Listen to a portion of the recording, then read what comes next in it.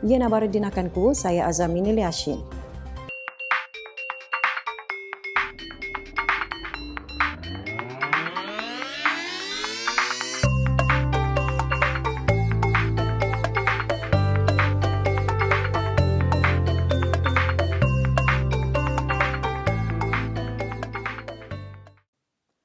Jabatan Tanah dan Ukur tampil memberikan penjelasan mengenai geran tanah.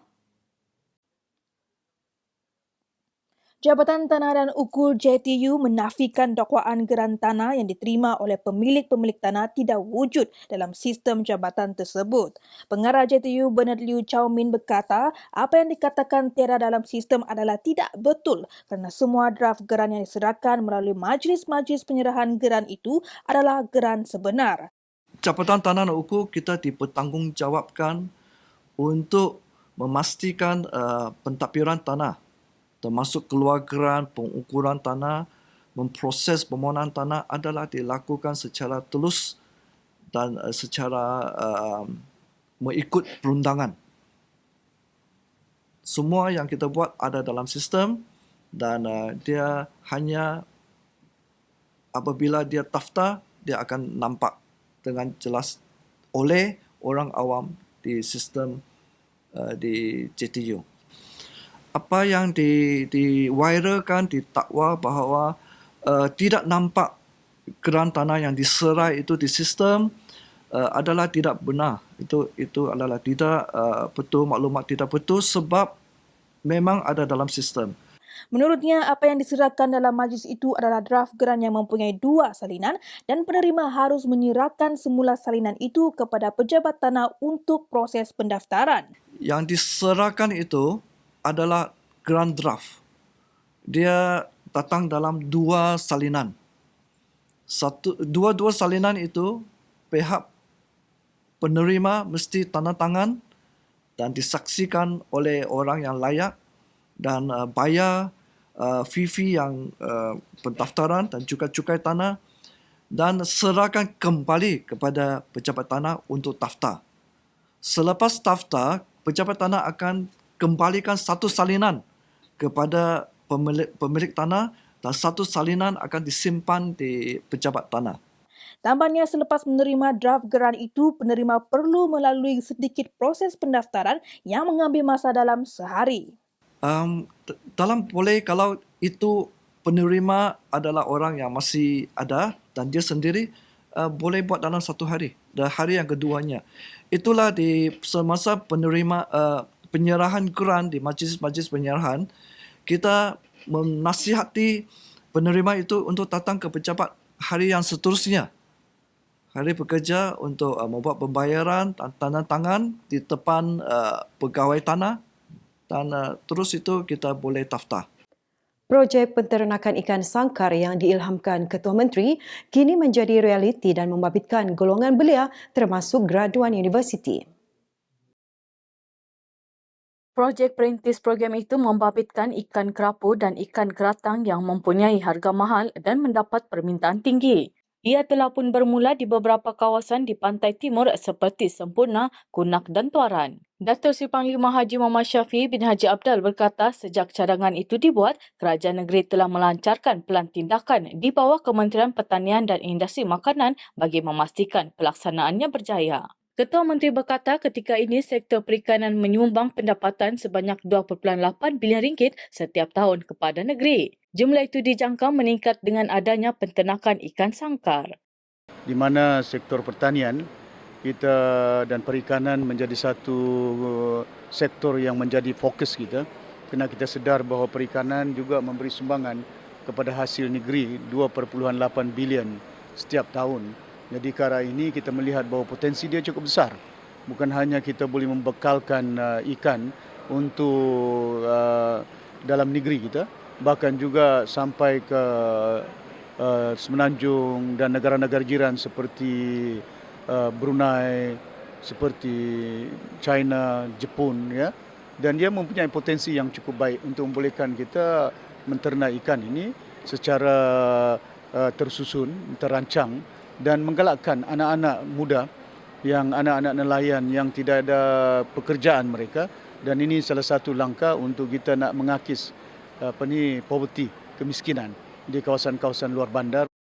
Datuk Seri Muhammad Syafiee berkata demikian kepada media selepas merasmikan projek perintis ternakan ikan sangkar Sabah di Dewan Masyarakat Sempurna hari ini. Turut hadir Menteri Pertanian dan Industri Makanan Datuk Jun Swong. Menurut Datuk Seri Muhammad Syafiee, bantuan penyediaan pusat pengumpulan dan pemasaran hasil laut juga diberikan untuk memudahkan pengusaha termasuk belia dan graduan menjual hasil ternakan mereka. Untuk titik permulaan bagi perikanan ini kita ada belanjakan 13 juta ringgit dan kita akan lakukan untuk membantu, dan kita juga bagi bantuan dari segi tol, keluasan tanah dan bimbingan daripada Jabatan Perikanan untuk membantu anak-anak kita dan pemberian benih, pemberian pukat yang ada. Dan di samping itu bukan hanya itu, bahkan juga kita ada pusat pemasaran, collection center pun ada, ya, pusat untuk pengumpulan dan pusat untuk pemasaran dia. Tidak ada artinya kita galakkan orang kita ternak ikan tapi tidak ada tempat menjualnya. Dan kita akan bantu mereka sebaik mungkin. Dan ini satu program yang kita yakin akan bukan hanya dapat mengatasi masalah pekerjaan, bahkan juga untuk membantu supaya kita dapat tingkatkan hasil pengeluaran perikanan, pemakanan di peringkat negara kita. Katanya Jabatan Perikanan juga sedang memantau beberapa lokasi lain di Kuala Penyu, Kudat dan Kota Belud yang berpotensi untuk dibangunkan sebagai kawasan penernakan ikan sangkar. Sementara itu, usaha kerajaan Sabah ini dilihat sebagai peluang keemasan bagi penduduk luar bandar menjana ekonomi masing-masing. Itu salah satu faktor yang saya pilih dalam tentukan dalam sangkar sebab saya duduk di Pulau Larapan. Selain itu, dia mempunyai potensi yang sangat cerah untuk ternakan ikan dalam sangkar. Dari mana tu potensinya? Dari segi kualiti air yang cerah. Apa ya? Memudahkan segala urusan jual beli dan peternakan. Ya bagus ini. Lagi peluang banyak kan, bagus untuk kita, untuk rakyat sempurna lah. Peluang begini kan kami ini macam kami rakyat sendiri Sabah sempurna ni kan. Proses begini bagus lah untuk sangkar ikan semua.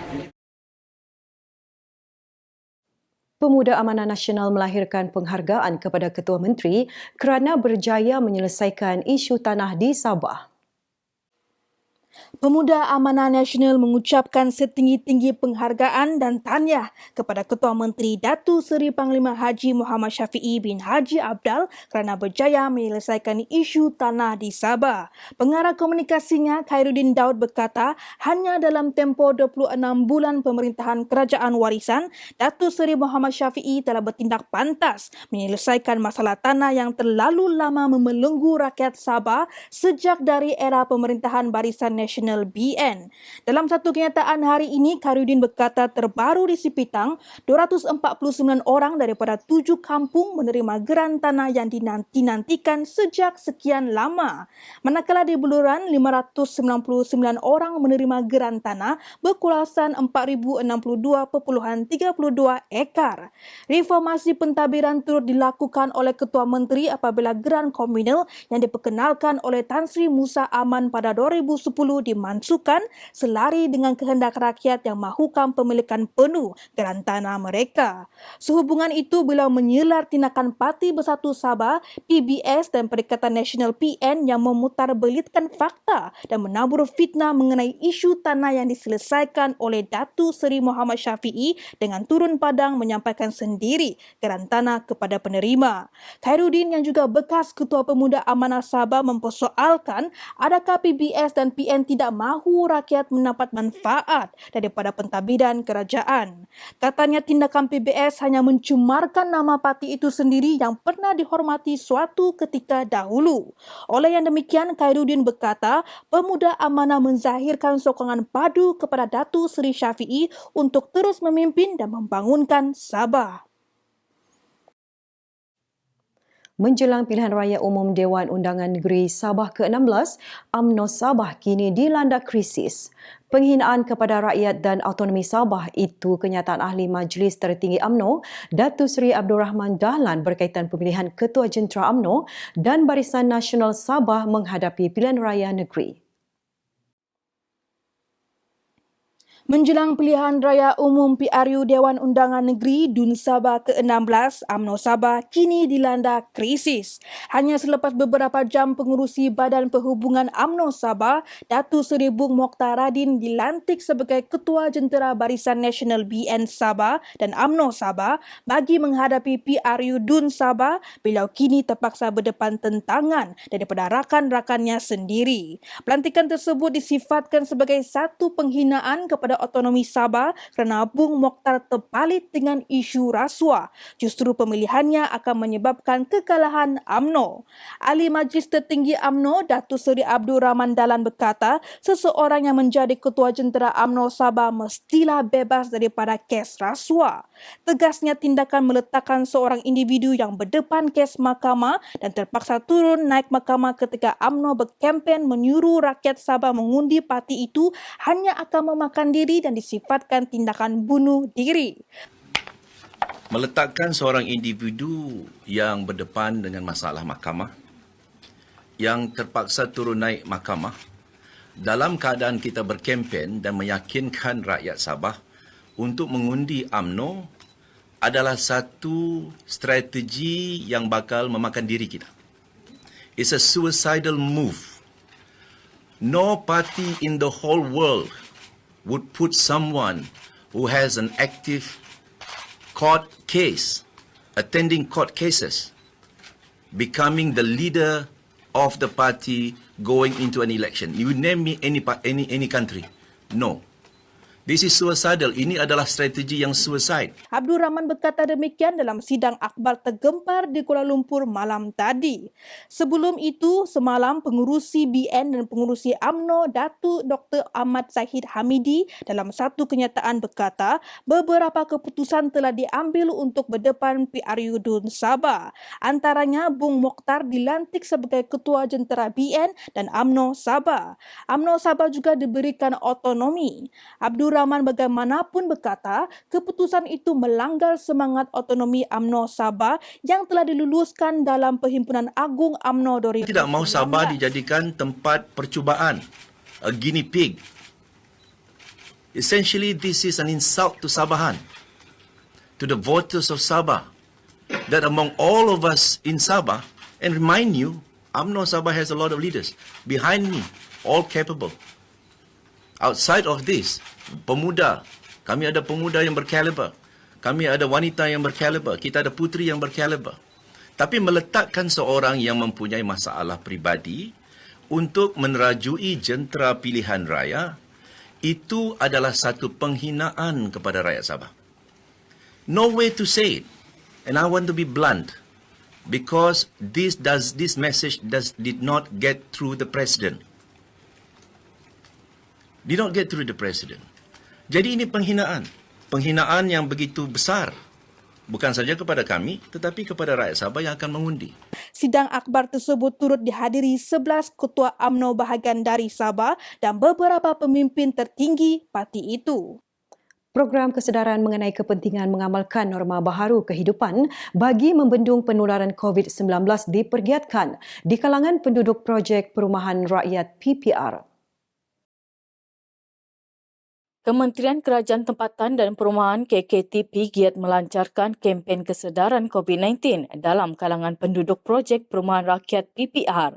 Semalam program komuniti itu diadakan di PPR Taman Seri Bukit Tawau yang kelima membabitkan penduduk PPR di seluruh negeri selepas tuaran Sandakan, Sipitang dan Putatan. Setiausaha Tetap KKTP Datuk Masna Mat Saleh berkata pihak kementerian mahu penghuni PPR turut mengamalkan norma baharu dalam kehidupan masing-masing di kawasan kediaman mereka. Program selepas dalam tempoh PKP ini adalah lebih kepada kesedaran mengenai COVID lah, mengenai menerapkan budaya norma-norma baharu dalam kehidupan penghuni-penghuni di PPR. Ini PPR kelima kami adakan. Beliau berkata demikian kepada media selepas merasmikan Majlis Program Komuniti Ceramah Kesedaran Pandemik COVID-19 dan Kebersihan Persekitaran di PPR Taman Seri Bukit Tawau. Katanya sepanjang 5 program diadakan, beliau berpuas hati dengan sikap penghuni PPR yang sentiasa patuh kepada prosedur operasi standard SOP yang ditetapkan kerajaan. Turut hadir Presiden Majlis Perbandaran Tawau MPT Datuk Amrullah Kamal. Jadi kita nampak bahawa setelah setahun PPR ini diwujudkan, nampaknya dia dah kekalkan kebersihan dia. Begitu juga dengan penetapan kepada SOP. So kita mau ianya menjadi contoh kepada PPR yang lain. Sementara itu, penduduk PPR yang ditemui berkata menjadi satu keperluan orang ramai untuk memberi kerjasama dengan kerajaan dalam menangani pandemik COVID-19. Alhamdulillah, apabila ada aktiviti yang dilakukan oleh pihak kerajaan, kita bersyukur sebagai penduduk dan kita seharusnya bekerjasama dengan pihak-pihak yang memberi kerjasama kepada penduduk untuk mengadakan kempen-kempen kesedaran kesehatan. Apatah lagi kita sekarang di dalam musim penyakit. Dapat membantulah penduduk dan dengar keluhan penduduk. Mengeratkan lagi lah silaturahim antara kami bila buat program-program begini.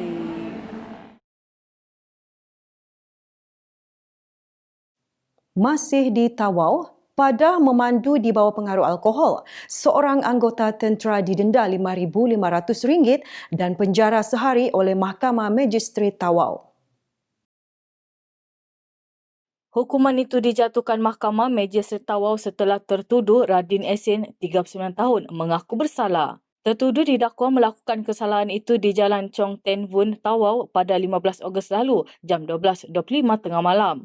Berdasarkan pertuduhan yang dibacakan, Radin didapati memandu sebuah kenderaan pacuan 4 roda melebihi kandungan yang dibenarkan sebanyak 80 mg alkohol bagi setiap 100 ml darah. Sehubungan itu, tertuduh didakwa melakukan kesalahan mengikut Seksyen 45A-1 Akta Pengangkutan Jalan 1987.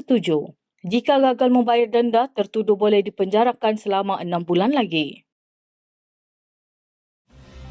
Terima kasih Iko, semoga setemu lagi palap-palap kam.